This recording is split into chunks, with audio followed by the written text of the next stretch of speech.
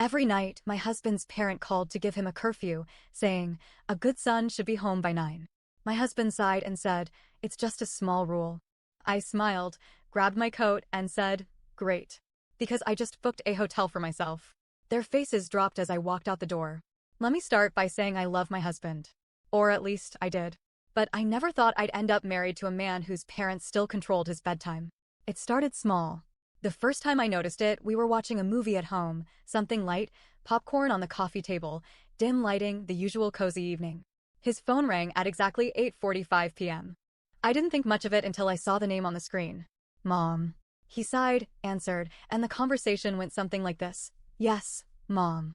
No, I didn't forget. Yes, I'll be home soon. I turned to look at him. Home. He looked a little embarrassed. They just check in. They like to know I'm okay. We had been married for almost 3 years. We lived together. This was his home. I let it slide. One weird phone call wasn't worth making a big deal over. But then it happened again. And again. And again. No matter what we were doing, where we were, or how important the moment was, the call always came at 8:45 p.m. Every single night. I noticed how he tensed up when it rang. How his face changed. How his voice dropped when he answered, like a kid about to get scolded.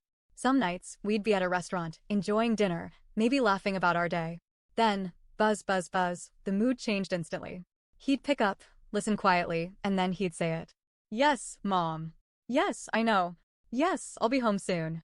And the worst part? He meant it. The first time he actually left early because of their calls, I was speechless. We had planned a date night, movie, late night ice cream, maybe a slow walk back home. But the moment 9 p.m. hit, he shifted in his seat and said, I should probably go. Not, we should go. Not, are you ready to head out? Just, I should go.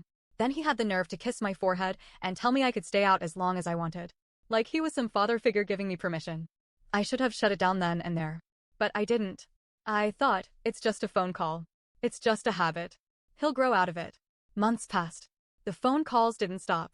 Neither did his need to be home by 9. At first, I tried being reasonable. I asked questions. Why do they still call you like this? His answer? It's just how they are. Why do you listen? It's just easier. But you're an adult. They worry. But you're married. They've always done this. I realized then that this wasn't just his parents being overbearing. He didn't just tolerate it. He let it happen. Because arguing with them was harder than obeying. And I was supposed to just accept that. Our anniversary was coming up, and I wanted to do something special. I booked a beautiful rooftop dinner at a fancy restaurant in the city. Chicago skyline, candlelit table, expensive wine, the works. Then, after dinner, I had one more surprise. I had booked us a night at a luxury hotel. A full night. No interruptions, no schedules, just us. I wanted him to enjoy it. I wanted us to enjoy it. Then, 8:45 p.m. rolled around. His phone buzzed. I watched him look at it. His jaw clenched. He let it ring twice. Then, as if on autopilot, he picked up. Yes, Mom. I know. I understand. Yes, I'll be home soon. I stared at him. I waited for him to laugh, to shake his head, to tell me he was just humoring them. He didn't. Instead, he looked at me, almost apologetic, and said, I won't be too long. Like it was normal for a man to leave his wife on their anniversary because his parents told him to go home. I felt something inside me snap. I took a slow breath. I smiled. I picked up my purse, stood up, and said, great. Because I just booked a hotel for myself. Then I turned and walked out.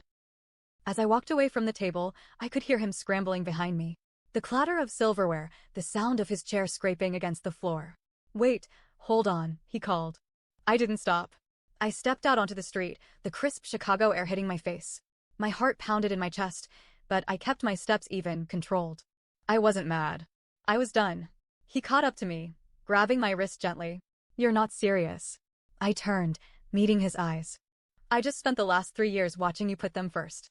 It's our anniversary, and you just agreed to leave me sitting at a table alone so you could go home to your parents. I've never been more serious. His mouth opened, then closed. He exhaled sharply through his nose, frustrated. Look, I wasn't actually going to go. You just what? I cut in. You just needed to let your mommy and daddy think you were? You just needed to make them happy before making me happy? A muscle twitched in his jaw. You're overreacting. I smiled. Maybe. Then I pulled out my phone, lifted it up, and called his mother. His eyes widened. What the hell are you doing? The line rang once before she picked up. Sweetheart, is everything okay? Where's my son? Oh, he's here, I said, my voice sweet, calm.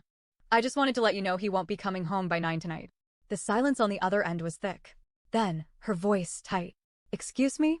I booked a hotel, I said, watching the color drain from his face. Since I'm his wife, I figured he should stay with me instead of rushing home like a grounded teenager. Put my son on the phone, she snapped. I held it out. She wants to talk to you. He stared at me. I saw the war happening inside his head. If he took the phone, he was playing into it. If he didn't, he was defying her. I saw the moment he made his choice. His jaw set. He took the phone. Mom, he said, voice low. I couldn't hear what she was saying, but I didn't need to. I saw the way his shoulders tensed. The way his fingers gripped the phone a little tighter. Then, his voice quieter. Yes, I understand. And that was it. This time, I didn't wait for him to catch up. I hailed a cab, slid into the back seat, and let the driver pull away before he could follow me. I didn't cry. I didn't scream. I just sat there, watching the city lights blur past the window, feeling years of frustration finally settle into something solid. I checked my phone. Nothing. No texts. No calls. Good. When I got to the hotel, I checked in, took the elevator up, and let myself into the gorgeous suite. Floor-to-ceiling windows. A huge bed. A bottle of champagne chilling by the window. It should have felt lonely. Instead, it felt like freedom. I kicked off my shoes, poured a glass of champagne, and sat down on the couch, staring at my phone. Still nothing. I could see the choice ahead of me. I could let it go. I could wait for him to come crawling back, let him fumble through an apology, let him promise to do better. Or I could finally make him see what this was doing to me. I unlocked my phone and typed out a message. Me, since you're home by 9 every night, I figured you wouldn't mind if I started making my own plans. Enjoy your bedtime routine. I hit send. Then I turned off my phone. I took a long, slow sip of my drink. And I waited. I woke up to the soft hum of city traffic outside the hotel window. The sheets were crisp, the pillows plush, and the bed empty. I checked my phone. No missed calls. No messages. He hadn't even tried. I wasn't sure what I expected. A frantic text? An apology? A fight? Instead, I got nothing. The realization hit me harder than his mother's calls ever had. I had spent 3 years thinking I was competing with his parents for space in his life. But now, I wasn't sure I had ever been a contender. Maybe this wasn't just about his curfew. Maybe it wasn't about his mother's control. Maybe he just didn't care enough to fight for me. I had just stepped into the hotel shower when my phone finally rang. I expected it to be him. It wasn't. It was his father. I let it go to voicemail.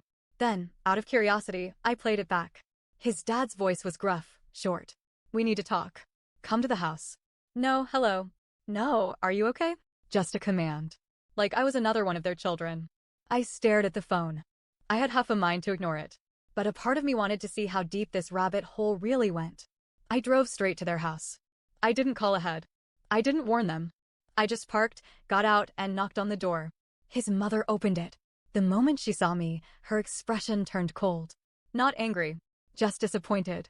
Like I was some rebellious teenager who had embarrassed the family. Where is he? I asked. She stepped aside without a word, letting me in. I found him sitting in the living room, staring at the floor like a kid caught skipping class. His father stood behind him, arms crossed. So, his dad said, "You're making trouble." I laughed. Actually laughed. You think I'm the problem? His father's expression didn't change. My son came home last night to a locked door. That caught me off guard. I turned to my husband. You went home. He looked at me, and for the first time, I saw something real in his eyes. Not guilt. Not shame. Fear. I knew then that he hadn't made a choice. Not really. His parents had decided for him. His father cleared his throat. Let's talk like adults. His father sat down across from me, elbows on his knees, staring me down like I was a problem he needed to solve. His mother perched stiffly on the couch, her lips pursed so tightly they were almost white. I should have been nervous. Maybe I was. But mostly, I was angry. You said we should talk like adults, I said, keeping my voice calm. So talk. His dad wasted no time.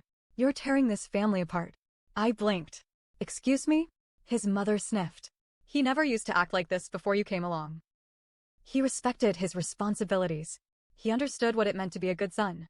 I turned to my husband, who was still staring at the floor. Do you have anything to say for yourself? I asked. He opened his mouth, then closed it. And that was my answer. His dad leaned forward. Let me make this clear. In this family, we take care of each other. We don't just disappear in the middle of the night like you did. We don't treat each other like strangers. We show respect. I exhaled slowly, trying to contain the sharp words sitting on my tongue. You mean control, I said. You don't take care of each other. You control him. His mother gasped. How dare you tell me I'm wrong, I cut in. Tell me why a grown man, a married man, has to be home by 9 like a child. Tell me why you think you have a say in where he sleeps. Tell me why you think his marriage is secondary to his parents. The silence was suffocating. His dad's jaw tightened. It's about respect. We raised him. We gave him everything. And this is how he repays us? By ignoring us? By putting some hotel stunt over his own family. I turned to my husband. Are you hearing this? They don't see you as a man. They see you as a child they still own. His hands curled into fists, but he didn't look up. His mother's voice went sharp. You will not turn our son against us. I let out a bitter laugh. I don't have to. You're doing that all on your own. And then, finally, he spoke. Enough. His voice wasn't loud, but it cut through everything. We all turned to look at him. He lifted his head and let out a shaky breath. I can't, he stopped, swallowed. I can't do this anymore. His mother shot to her feet. Do what? Be part of this family? Be a good son. He shook his head. Be stuck between you and my wife. His father's voice went low, dangerous. Think very carefully about what you're saying, son. And for the first time ever, I saw him straighten his back. I saw him choose. I am thinking carefully, he said. And I should have done this years ago. His mother clutched her chest like he had physically struck her. You're choosing her over us? He turned to me, met my eyes. Yes. I felt my breath catch. His mother started crying. His father stood up, shaking his head, like he couldn't even look at him anymore. But I didn't care. Because for the first time in 3 years, I saw my husband. Not their son.